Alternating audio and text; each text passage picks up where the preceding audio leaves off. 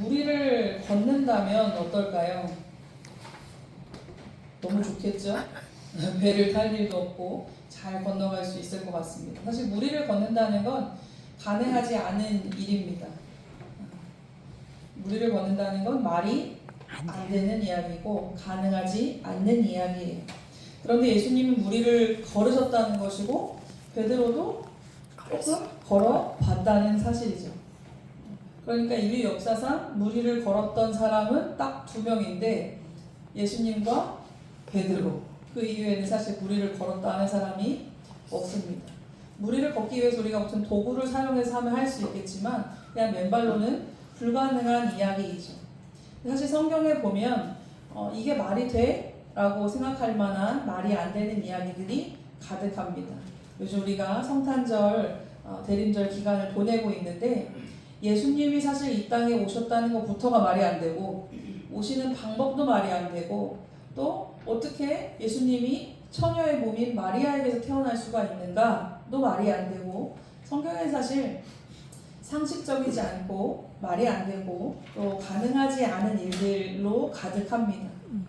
그래서 우리가 믿음이 없이 성경을 읽다 보면 아니 이렇게 거짓말이 가득하고 사람들을 막 현혹시키고 이렇게 뻥을 많이 치는 이게 어떻게 성경일 수가 있을까? 이게 어떻게 한 어떤 기독교라고 하는 종교의 그런 경전이라고 할 수 있을까? 실망스러울 수 있을 거예요. 근데 우리가 성경을 그렇게 보는 것이 아니라 우리 성경을 창세기 1장 1절부터 봐야 되는 것이죠. 창세기 1장 1절은 무엇입니까? 태초에 하나님이 천지를 창조하시니라. 이게 창세기 1장 1절입니다. 성경의 처음이고 세상의 처음이고 하나님이 우리에게 주신 첫 번째 말씀인 것이죠. 사실 우리는 이 창세기 1장 1절이 믿어져야 그 다음에 창세기 1장 2절부터 나오는 요한계시록 마지막까지의 말씀까지가 다 믿어지고 알아지는 것입니다. 우리가 예수님을 믿는다, 내가 믿음을 가졌다 라고 할 때에 나도 모르게 이 창세기 1장 1절이 믿어지는 거예요.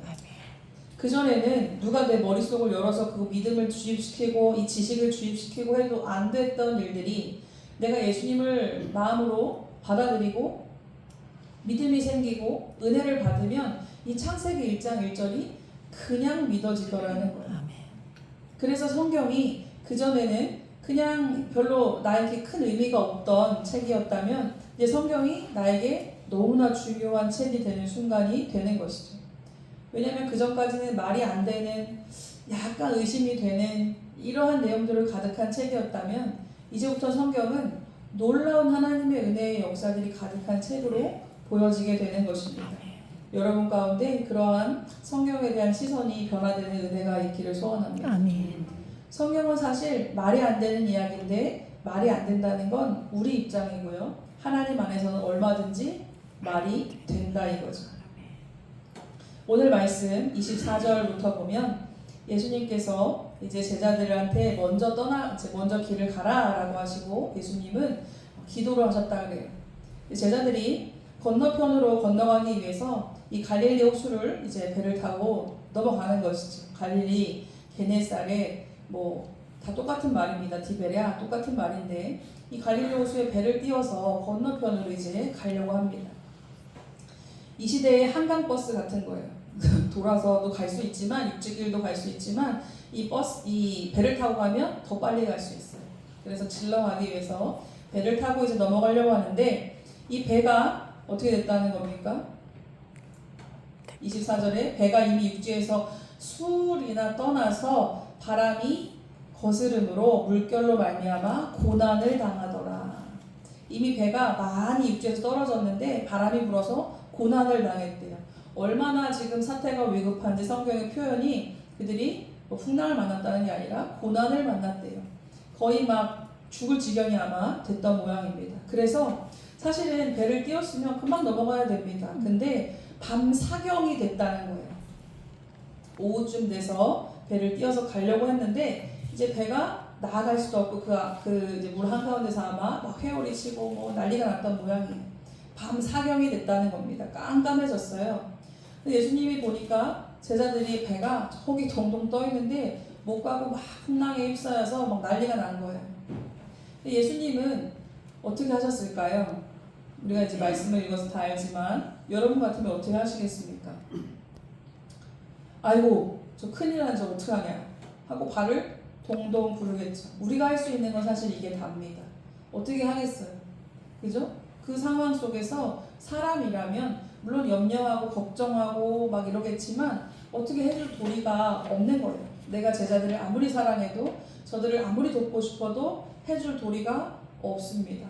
다만 간절히 염원하겠죠. 아유 무사히 돌아와라. 잘 와라. 근데 해줄 수 있는 것이 없어요. 그러나 예수님께서는 어떻게 하셨습니까? 그 회오리 치는 그 물 가운데로 예수님이 걸어 들어가셨다는 겁니다. 배를 타고 가신 것도 아니고요. 어떻게 가신 것도 아니고 예수님이 걸어서 바다 위를 걸어오셨다라는 사실이죠. 여러분 이 사실이 굉장히 우리에게 중요합니다. 우리가 고난을 만날 때 우리는 그 고난 때문에 낙심하게 돼요. 낙심이라고 하는 경험을 해보지 않고 낙심하면 안 돼, 성도가 좌절하면 안 돼 라고 말하는 건 좀 어떻게 보면 가볍죠. 근데 여러분 우리가 신앙생활 하다가 이런 경험들을 한 번 이상은 다 하게 됩니다. 이 낙심, 이 좌절이라는 게 신앙 안에서는 어떤 모습으로 나타날까요?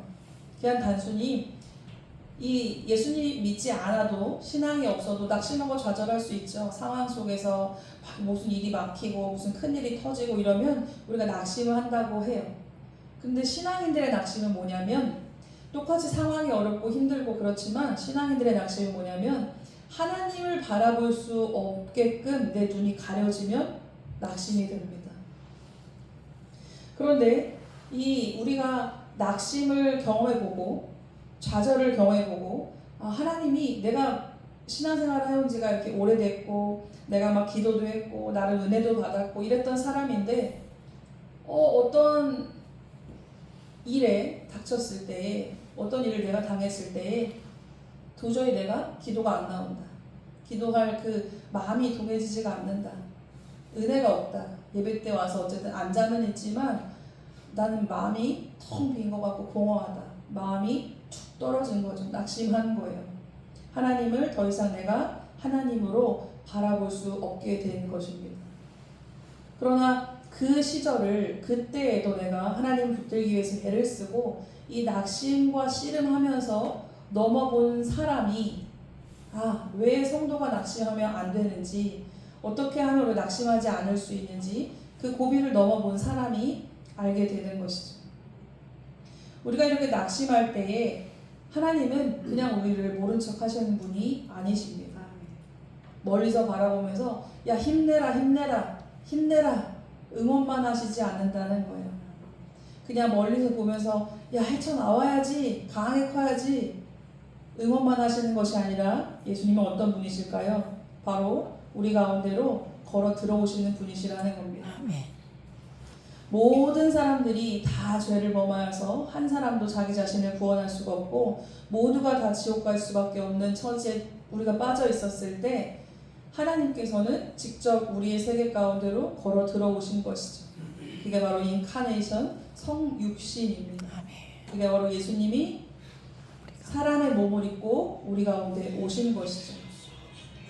그냥 하나님께서 야 내가 너희들을 구원해 줄게 아멘입니다. 내가 너희들을 구원해 줄게 라고 하나님이 하시지 않고 그냥 말로만 그렇게 하신 것이 아니라 우리 가운데로 걸어 들어오셨습니다.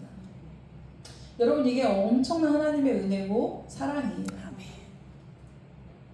그냥 굉장히 높은 자리에서 우리를 내려다보시면서 나는 하나님, 나는 신이고 너네는 하찮은 인간이지. 우리가 믿는 하나님은 이런 분이 아니시라는 겁니다.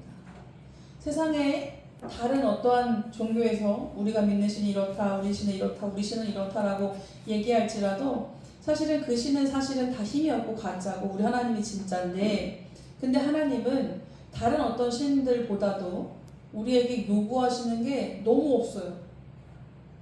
생각해보면 하나님 입장에서 생각해본다면 너무 수지가 안 맞는 일이에요. 우리를 사랑한다는 것은.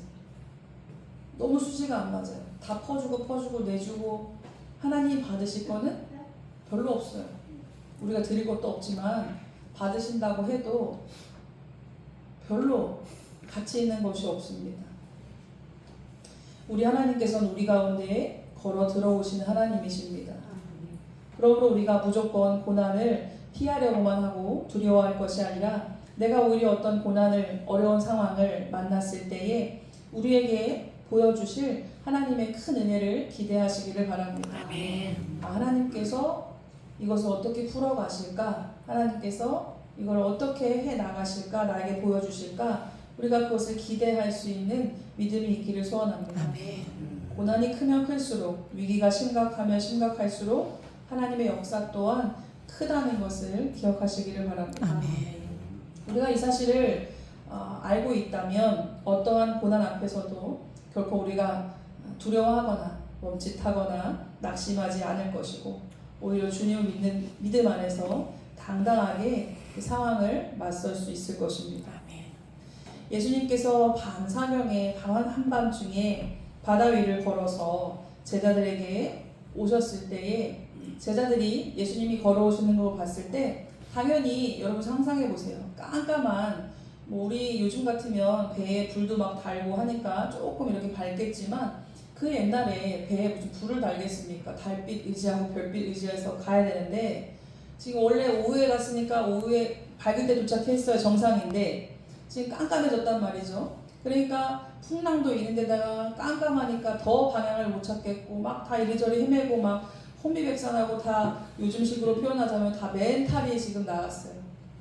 다들 이렇게 정신없는 와중에 보니까 예수님이 무리를 걸어오시는데 어떤 제자들이 딱 보니까 저기서 사람이 이렇게 온단 말이죠. 사람이다.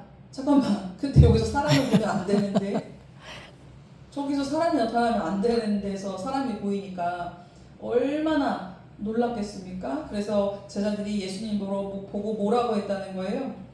유령이다 라고 했다는 거예요.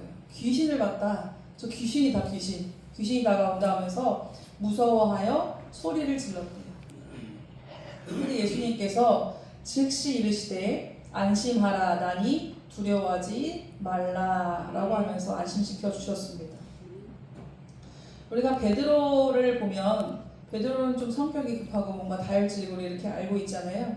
근데 사실 베드로만큼 예수님께서 뭔가를 하실 때 굉장히 적극적으로 참여하고 뭔가 믿음으로 막 달려들고 도전했던 사람은 또 없는 것 같아요. 그래서 베드로가 어찌 보면 좀 천방지축인 것도 같고 때로 보면 좀 약간 사고도 치고 이러잖아요. 천방지축인 것도 같고 이렇지만 예수님께서 왜 베드로를 그렇게 귀히 여기시고 예뻐하시고 어디를 가나 삼총사를 데리고 다니셨잖아요. 베드로, 요한, 안드레. 왜 베드로를 내가 너희 이름을 반석이라고 지어줄게. 그 반석에 내가 교회를 만들게 라고 예수님이 그렇게 말씀하셨는지 베드로를 보면 알 수 있을 것 같아요. 이렇게 예수님이 귀신처럼 걸어오셨을 때 아니야 나는 나니까 걱정하지 마라 안심해라 라고 했잖아요. 즉각적으로 베드로가 뭐라고 예수님께 반응합니까? 28절에 주여 만일 주님이시거든 나를 명하사 물 위로 오라 하소서. 나도 무리를 걸어보겠습니다. 주님이시면 나한테 오라고 명령해 보세요 라는 거예요. 그때 예수님이 오라 라고 말씀하셨어요. 그럼 와. 그러니까 베드로가 배에서 내려 물 위로 걸어서 예수께로 가되. 그러니까 베드로가 몇 발짝을 걸었는지는 모르지만 분명히 물 위를 걸었다는 거예요.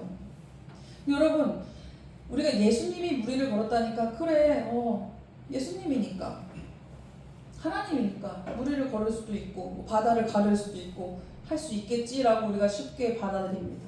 그런데 예수님께서 베드로한테 오라 라고 하셨을 때 여러분 상상해 보세요. 베드로가 그 배가 막 출렁이고 지금 물이 풍랑을 만난 상태잖아요. 여기서 내가 발을 배 밖으로 내밀어서 이 물속으로 내가 한 발을 디디고 내려갈 때 어떤 생각을 할까요? 여러분 무슨 생각을 하시겠습니까? 네? 그러니까 발을 내밀고 배 밖으로 발을 내밀어서 물속으로 이렇게 착착 내려갈 때 무슨 생각을 했느냐? 아무 생각이 없어야 내려갈 수가 있어요. 생각을 하면 안 돼요. 이게 뭐 빠질까? 어쩔까? 뭐 생각을 하면 내려갈 수가 없는 거예요. 맞죠? 아무 생각이 없어야 됩니다. 지금 베드로는 왜 내려가냐면 주님이시면 나한테 명하사 내려오라고 한번 해보세요. 그래? 내려와봐. 내려와. 와. 네. 아무 생각이 없어요. 예수님이 오라고 했으니까 네 하고 내려가는 거예요. 이런 믿음의 결단은 하나님의 명령과 내 행동 사이에 아무 생각이 없어야 믿음의 행동이 나오게 됩니다. 하나님의 명령이 있어요. 나는 하나님의 명령을 입력했으니까 내 행동을 뭔가 출력을 해야 되는데 그 중간에 내 생각이 끼어들어서 이럴까 저럴까 어떨까 저럴까 내 생각이 들어가 버리면 하나님의 명령을 수행할 수가 없는 것입니다. 예수님이 오라라고 하시니 네 하고 발을 내디뎌서 물 위로 내려갔더니 걸어지는 거예요. 이게 과학적으로 뭐 어떤 현상이고 뭐 어떻게 됐고 이건 우리가 알 수 없어요. 모르겠어요. 그런데 예수님께서 함께 하실 때 해보라고 하니까 네 하고 하니까 이게 되더라는 거예요. 놀라운 일이죠. 그런데 그 다음 바로 장면이 무엇입니까? 30절 말씀에 예수께로 가되 바람을 보고 무서워 빠져가는지라. 어쨌든 걷긴 걸었는데 오오오오 하면서 걸어가는데 갑자기 바람이 슉 불고 막 물결이 이렇게 쳤겠죠? 그러니까 내가 걷네 근데 이게 무슨 일이지 이거 계속 갈 수 있나? 어쩌나? 하는 순간 무서워하는 마음이 쑥 들면서 물에 쑥 빠져갔다는 겁니다. 근데 이것도 재밌는 게 갑자기 원래는 우리가 물 밖으로 발을 내밀면 빠져가는 게 아니라 어떻게 되는 거예요? 폭삭 빠지는 거예요 그냥. 근데 베드로는 지금 빠져가는지라 하고 쭉 지금 물속으로 들어가고 있어요. 그러니까 어떻게 됩니까? 소리질러 이르되 주여 나를 구원하소서. 주님 예수님 나 좀 도와주세요 하니까 예수님이 즉시 또 손을 내밀어 그를 붙잡으시며 이르시되 믿음이 작은 자여 왜 의심하였느냐 하시고 배에 함께 오름의 바람이 그치는지라.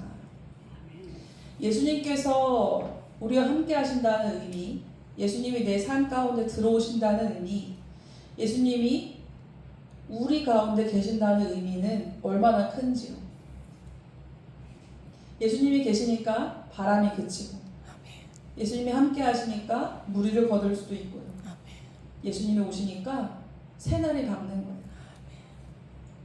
근데 우리는 예수님을 자꾸 저 먼 발치 산에다 모셔놓기를 원해요.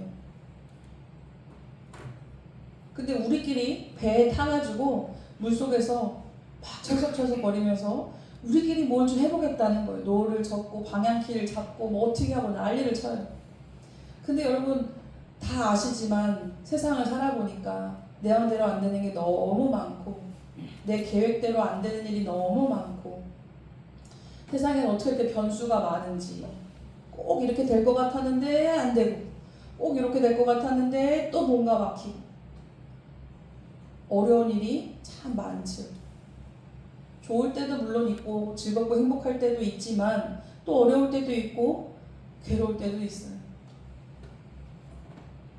우리는 누구나 너나 할 것 없이 다 예수님이 너무 필요합니다. 아멘. 하나님이 너무 필요해요. 아멘. 하나님이 우리와 정말 함께 해 주셔야 되고 아멘. 주님이 우리 집에 계셔 주셔야 되고 내 심령을 날마다 붙들어 주셔야 됩니다. 우리 주님께서는 나의 형편을 너무나 정확하게 잘 아십니다. 때로는 내가 모르는 일들까지도 하나님은 아시고 예비하시는 하나님이세요. 성경에 오죽하면 주님이 우리의 머리털 개수도 다 세신대요. 그만큼 하나님이 세심하게 우리를 아시고 사랑하신다는 겁니다. 여러분이 자녀를 얼마나 사랑한다는데 여러분 자녀의 머리카락 수를 아십니까?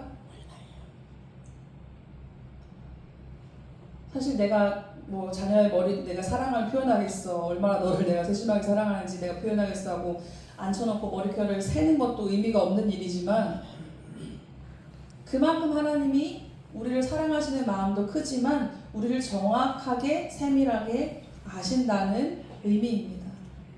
또 성경에 보니까 뭐라고 말씀하냐면 우리를 눈동자처럼 지키신대요. 눈동자처럼 지키신다. 여러분, 우리 몸에서 반응이 어디가 제일 빠릅니까? 눈. 그쵸? 제가 옛날에 어렸을 때 동네에서 자전거를 많이 타고 다녔는데 신나면 입을 벌리잖아요. 하하 신나서 입을 벌리는, 안 그러셨습니까? 저는 해맑은 어린이여서 하하하 이러면서 자전거를 많이 탔는데 막 내려가다 보면은 벌레를 많이 먹는 거예요. 이렇게 벌리고 웃으면서 가다 보면 벌레가 쑥 들어와요. 그러면 테테테 한번 하고 이렇게 한 다음에 또 가다 보면 또 벌레가 들어와요. 벌레가 이렇게 오는데 내가 입을 다물어야지 하는데 벌레보다 속도가 느린 거예요, 제 입이. 근데 눈은 벌레보다 빠르더라고요. 눈은 벌레가 오려고 그러면 눈을 탁 감아가지고 벌레를 내 눈에 들어오지 못하게 딱 내가 가물죠. 눈을 감죠. 우리 몸에서 반응 속도가 제일 빠른 데가 눈이에요. 그리고 굉장히 예민하죠. 하나님이 마치 우리가 그 눈동자를 귀하게 여기잖아요. 그것처럼 하나님이 우리를 그렇게 지키신다는 거예요. 하나님의 은혜는 이렇게 놀랍습니다. 이런 하나님의 사랑이 오늘도 여러분 가운데 있고, 그 사랑이 여러분을 그 은혜의 삶으로 초청하고 계시다는 사실을 기억하시기를 바랍니다. 이러한 베드로의 이러한, 어떻게 보면 좀 막무가내인 것 같고 좀 미친 짓을 하는 것 같은 이러한 베드로의 이러한 성품 때문에 나중에 사고도 치지만, 어쨌든 베드로처럼 이렇게 주님이 말씀하실 때 네 하고, 때로는 좀 무식해 보일 정도로 네 아멘 하고 순종하는 그 믿음의 삶 가운데 하나님의 놀라운 역사가 나타납니다. 대대로 옛날 고대 시대부터 지리를 나눌 때, 뭐 지역을 나눌 때 기준이 되는 게 두 가지가 있죠. 첫 번째는 산이에요. 산맥을 따라서 나라가 나뉘어집니다. 산을 따라서. 또 두 번째는 물줄기입니다. 왜냐하면 이 물이 있고 산이 있으면 지역의 경계가 생겨서 사람들의 왕래가 조금 어려워요. 그래서 이 산과 산맥으로 나라나 지역이 나뉘고, 우리나라도 그렇죠. 나뉘고, 또 물길이 있으면 지역이 또 나뉩니다. 서울의 강북 기준이 뭐예요? 한강이죠. 강남, 강북, 이 한강을 기준으로. 그건 우리나라에는 뭐 작은 예지만 전 세계적으로도 그러합니다. 이것은 곧 무엇을 말하냐면 사람의 발걸음의 한계를 이야기하죠. 더 이상 우리가 여기까지는 나아갈 수 없음. 우리의 구역은 여기까지임. 넘어갈 수 있고 건너갈 수 있지만 어렵단 말이죠. 그러면 편한 데 지역끼리 모여서 사는 게 자연스럽고 당연하게 됩니다. 거기도 사람이 물론 살지만 또 이제 문화가 좀 이렇게 나뉘게 된다는 거, 공동체가 나뉘게 된다는 겁니다. 이스라엘 백성들이 이스라엘 땅으로 들어갈 때에 사실은 우리가 지도를 보면 아시겠지만 우리가 어느 강을 건너갑니까? 이스라엘 백성들이 가나안 땅 들어갈 때 무슨 강을 건너요? 요단강을 건너죠. 제가 너무 쉬운 걸 물어봐서 혹시 아닐까 싶어가지고 겁먹고 대답을 못 하시는 것 같은데, 요단강을 건너가잖아요. 근데 사실 우리가 이스라엘 지도를 보면 아주 유사한 게, 사실 이스라엘 백성들이 이렇게 광야 생활을 밑에에서 하다가 이렇게 올라오는 거거든요. 밑에서 하다가 올라오는데, 그럼 우리가 지도상으로 볼 때 그냥 쭉 올라오면 돼요. 쭉 올라오면 돼요. 근데 요단강은 어디 있냐면 쭉 올라오는 게 아니라 옆에 있어요. 동쪽에. 그러면 이스라엘 백성들이 이렇게 돌아가지고 이렇게 왔단 말이죠. 아니 왜 굳이 이렇게 이상한 길을, 어려운 길을 돌고 돌아가지고 왜 굳이 이렇게 갔을까? 그냥 직진하면 되거든요. 왜 하나님께서 이들을 이렇게 인도하셨을까? 이스라엘 백성들이 나침판을 가지고 이렇게 가야지라고 계획한 적 한 번도 없죠. 하나님께서 구름 기둥과 불기둥으로 인도하신 대로 따라갔단 말이죠. 그러니까 그 길을 인도하신 분은 하나님이신데 하나님이 왜 굳이 이렇게 어렵게 돌려가지고 멀리 들어오게끔 하셨는가? 반드시 이스라엘이 이 요단강을 건너야 되기 때문입니다. 그 옛날 이스라엘의 조상인 아브라함, 이 지금 이스라엘 땅에 최초로 와서 살았던 이스라엘의 조상이 아브라함이죠. 그 전까지 이스라엘 조상들 아브라함은 어디 살았습니까? 아브라함이 떠나온 곳 고향이 어디예요? 갈대아 우루. 갈대아 우루라고 우리가 이렇게 얘기하는데 이 갈대아 우루는 갈대아는 그 지역 이름이에요. 예를 들면 그 메소포타미아 지역, 바벨론 지역에 지금 이라크가 있는 굉장히 멀죠. 이스라엘과 이라크가 지금 먼데 그쪽에 바벨론 지역에 살았단 말이에요. 원래 아브라함의 가족들이. 근데 아브라함이 이제 하나님 명령 따라서 이주해 오는 거죠. 쭉 이주해 오면서 이 요단강 건너서 이 가나안 땅에 정착하게 돼요. 이 강을 건너왔다, 물을 건너왔다라는 의미는 무슨 의미일까요? 한계를 넘었다. 삶이 새로워졌다. 새 생명이 일어난다. 라는 의미를 가지고 있다는 겁니다. 아브라함이 전에 살던 땅에서 이주해 와서 이 가나안 땅에 들어올 때 요단강 건너서 이 가나안 땅에 정착했고 그 이후에 후대 이스라엘 백성들도 다시 하나님께서 이 가나안 땅으로 이끄실 때에 요단강을 건너오게 하셨어요. 이 강을 건너올 때도 뭐 여러 가지 사건들이 우리가 있는 것을 성경을 봐서 다 아시지만 쉽지 않죠. 근데 그때마다 하나님의 놀라운 섭리와 하나님의 은혜가 있어서 이 강을 건너올 수 있었습니다. 그럼 우리는 뭐 산과 같은, 물과 같은, 바다 같은 어려운 일들을 만날 때가 있습니다. 믿음이 있든지 없든지, 교회 다니든지 안 다니든지 인생의 고난은 다 있어요. 교회 다니면 고난이 없어야 되는 거 아닙니까? 그러면 좋겠지만 하나님이 또 그렇게 안 하세요. 왜냐하면 고난이 없고 너무나 평온하면 우리는 하나님을 기억하지 않는 그러한 족속들이 우리이기 때문에 또 그렇게 내버려 두지는 않으십니다. 짬짬이 하나님께서 마치 음식에 간을 치듯이 소금을 치듯이 맛있게 또 이런저런 또 문제가 있어서 기도하게 하시고 또 하나님의 은혜를 경험하게 하시고 이렇게 우리를 인도해 가시는데 그러한 일들을 다 만난단 말이죠. 모든 사람들이 신앙인이든 비신앙인이든. 근데 차이점이 있습니다. 비신앙인과 신앙인의 차이가 있어요. 무슨 차이가 있을까요? 우리는 그것을 혼자 돌파하지 않는다는 사실입니다. 우리는 그냥 시간이 지나면 좋아지겠지 견디는 정도의 수준이 아니라는 거예요. 우리는 하나님과 함께하는 것이고 하나님이 그 물을 건너가게 하시고 그 산을 넘어가게 하시고 때로는 안 되면 산을 뚫어서라도 산을 옮겨서라도 물이 막히면 물 위를 걸어서라도 아니면 물이 갈라지게 해서라도 우리를 건너가게 하시는 분이 바로 우리 하나님이신 줄로 믿습니다. 그래서 우리가 고난을 만날 때 오히려 고난이 유익이라 감사를 할 수 있는 이유는 그거는 그 상황을 당해보고 그 상황 가운데서 하나님과 함께 해보고 하나님의 역사를 본 사람만 경험할 수 있는 그 은혜가 있기 때문이에요. 내가 하나님에 대하여서 귀로만 들었던 것이 아니라 이제 내가 하나님을 직접 만나고 경험하고 하나님과 함께 사귀어보고 그 은혜가 여러분 가운데 있기를 소원합니다. 아멘. 간증거리가 많은 인생이 좋은 인생이에요. 언제 한번 여러분들이 쭉 내가 신앙생활을 해오면서 하나님의 은혜를 경험했던 것들을 쭉 한번 기록해 보세요. 그럼 그거보다 좋은 유산이 없습니다. 한번 쭉 기록해 보시는 거예요. 왜냐하면 시간이 지나면 다 잊혀지고 희미해져요, 사실은. 그리고 꼭 뭐 간증이라는 게 뭐 병 걸렸다 나았다 이것만 간증이 아니라 내 삶 속에서 경험했던 하나님의 은혜가 다 간증입니다. 하나님의 은혜를 쭉 기록하다 보면 하나님이 나를 생각보다 자주 만나 주셨네. 하나님이 나를 이렇게 인도해 오셨네. 우리가 기억하게 되죠. 그래서 우리는 성경에서 늘 말씀하는 게 기록하라, 기억하라, 기념하라 라는 이야기가 계속 나오는 이유가 바로 그 기억 속에서 우리 믿음이 또 나기 때문이에요. 하나님이 나를 이렇게 인도해 오셨구나.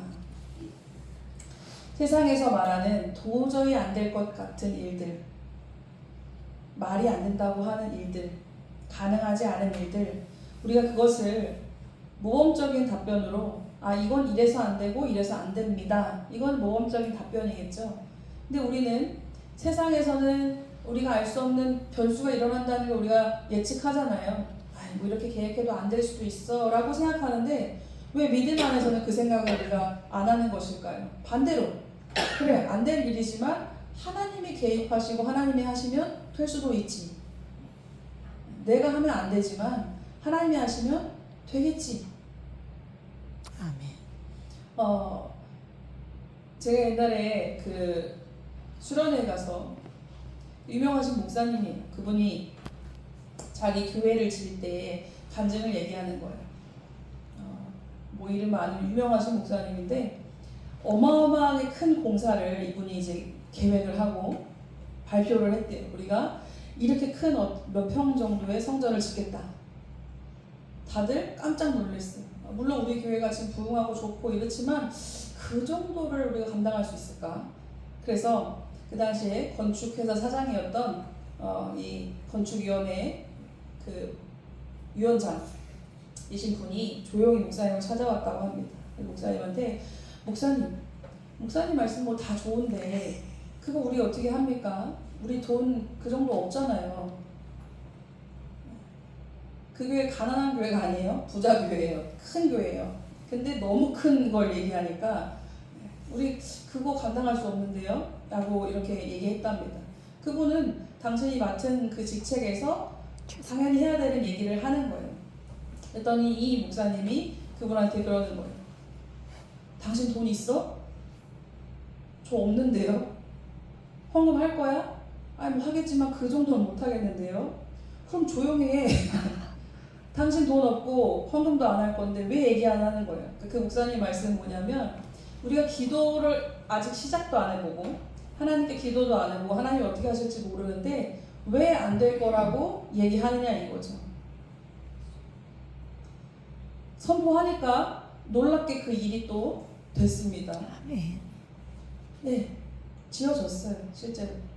그리고 또 이제 뭐 수양관을 짓겠다고 이렇게 계획을 했대요. 그래서 이렇게 또 발표를 했대요. 그랬더니 또 어떤 분이 와서 목사님 이거 되겠습니까? 우리가 지금 이렇게 해서 이렇게 우리가 짜임새가 이러한데 되겠습니까?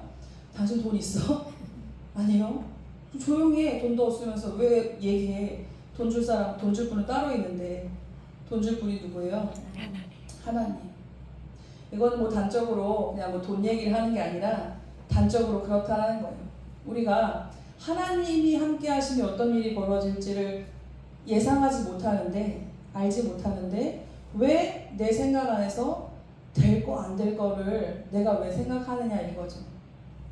그 안 될 거를 되게 하는 게 바로 기도의 능력이고 아멘. 믿음의 능력인 것입니다. 될지 안 될지는 몰라요. 하나님의 뜻입니다.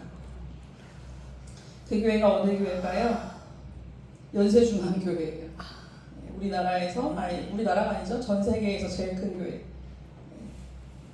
전 세계 제일 큰 교회가 우리나라에 있어요. 자랑스럽죠. 그런 역사를 보고 경험하는 사람들의 세계는 전과는 다른 것이죠. 못 봤던 세계를 보는 거예요. 여러분 이거는 뭐 물질 세계뿐만이 아니라 영적인 세계에서도 그렇습니다. 돈 얘기뿐만이 아니라 뭐 여러분 내 건강도 될 수 있고 내 어떠한 환경도 될 수 있고 내가 하나님 앞에 하나님의 도우심을 간구하면서 하나님이시면 이렇게 해주세요. 베드로처럼 간구할 때 하나님이 그래 오라 하고 말씀하신다면 어떻게 해야 될까요? 아멘. 아무 생각이 없어야 돼요. 베드로가 아무 생각이 없이 물을 내딛었던 것처럼 아멘 하고 발을 내디디면 걷는다 이거예요. 지금 말을 들으면서도 설교를 들으면서도 아휴 그게 말이 쉽지. 백날 기적을 보지 못하는 겁니다. 그럼 제가 아무리 여러분 소고기라는 게 있습니다. 여러분 그거 뭔지 모르실 거예요. 소고기라는 게 있는데 이렇게 쫄깃쫄깃하고 맛이 이렇고 냄새가 이렇고 너무 맛있고요. 뭐 이렇습니다. 설명을 한다 한들 소고기가 어떤지 우리가 상상을 해서 알 수 있겠습니까? 먹어봐야지 아 이게 그 맛이구나 이렇게 맛있구나 이렇게 좋구나 알 거 아니겠습니까? 여러분 하나님이 함께 하시는 삶이 이렇고 믿음이 이렇고 기적이 이렇고 은혜가 이렇고 네 목사님이나 많이 받으세요. 그러면 네, 나는 또 집에 들어가서 그냥 가요 무대나 보고 그렇게 그냥 오늘 그냥 이렇게 똑같이 사는 거예요. 하나님의 놀라운 은혜가 우리 모두 각 사람에게 다 예비되어 있습니다. 아멘. 다 있어요. 그것을 내가 아멘으로 받고 믿음으로 결정하고 움직이면 그 기적을 은혜를 볼 줄로 믿습니다. 아멘. 오늘 말씀 제목이 무엇입니까? 막다른 길에서 만나는 은혜. 막다른 길에 딱 도착하면 아이고 큰일 났네. 이거 어떡하지?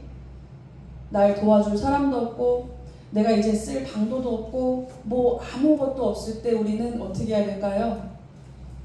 하늘 쳐다보면 됩니다. 아멘. 쳐다보고 하나님 어떡합니까? 하나님 도와주세요. 여러분 목사로서 제일 안타깝고 답답하고 그냥 때로는 제가 낙심이 돼가지고 더 이상 충고해주고 싶지도 않은 경우가 있어요. 뭔지 아세요? 아 죽겠다 그러고 힘들다 그러고 뭐 어쩌다 그러고 하는데 기도를 안 해요. 여러분 그거는 도울 방법이 없어요. 우리는 성도들은 그 주변 사람들은 또 목사는 기도해주고 뭐 이렇게 위로해주고 하지만 진짜 본인이 하나님 앞에 나가서 하나님께 간구하고 매달리고 받아야 될 문제들이 있단 말이죠. 밤낮 다른 사람한테 기도해주세요 부탁만 해가지고 될 게 아니라 물론 우리 기도하지만 내가 하나님께 기도하고 내가 하나님 붙들어야 됩니다. 그러면 하나님께서 살리시는 놀랍게 회복시키시는 그 은혜를 경험하게 되실 줄로 믿습니다. 기도하겠습니다. 하나님의 은혜에 감사드립니다. 주님 우리의 믿음의 눈을 열어주시옵소서. 우리의 생각과 마음이 주님께로 고정될 수 있도록 주님 도와주시고 하나님의 놀라운 은혜를 하나님의 놀라운 기적을 날마다 보고 경험하는 저희들이 다 될 수 있도록 주님 도와주시옵소서. 감사합니다. 우리 주 예수님의 이름으로 기도드립니다. 아멘.